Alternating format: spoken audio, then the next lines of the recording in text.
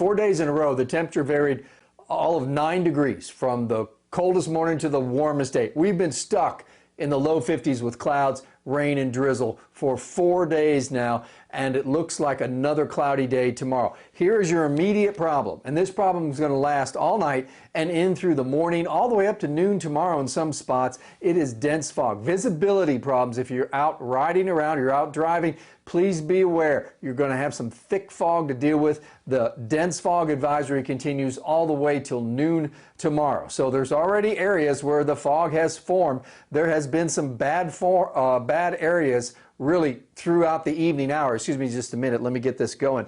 But you can see that we continue to see some bad fog around the area. Now, we have visibilities down to a quarter mile in some areas, but that is only going to get worse as far as those reporting sites as the night goes on. So now I'm going to show you radar. There's a little bit of light rain around. Don't worry so much about that. It's enough to keep the roads wet because there's drizzle as well. So you have visibility problems and you got wet roads, and you have rain chances really all the way through the morning. They're not great, but they do pick up to about 40% by afternoon.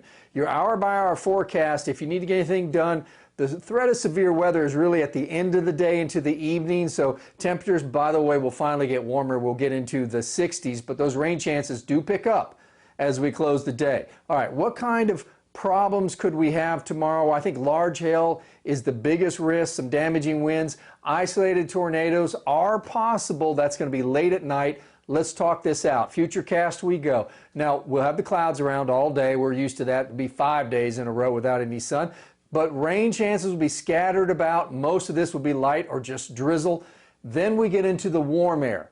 When that warm front comes through, strong thunderstorms could erupt. Those storms could have large hail. Then the cold front comes through, and that's when it gets really tricky. We could have some really strong thunderstorms here, not only with large hail, damaging winds, but isolated tornadoes. And look how late we go with this threat. In our eastern counties, this is 4 in the morning, and we're still looking at strong thunderstorms in North Texas. So we run this risk of having severe weather in the overnight hours. You're just going to have to stay weather aware. Make sure you have a weather alert radio, for instance, because the severe weather risk in the late afternoon, early evening is really just a brief window of some large hail possible, and the bigger threat going to be along the Red River. But we get into the late night hours and the overnights, and the line of thunderstorms with large hail, damaging winds, and isolated tornadoes could be a problem.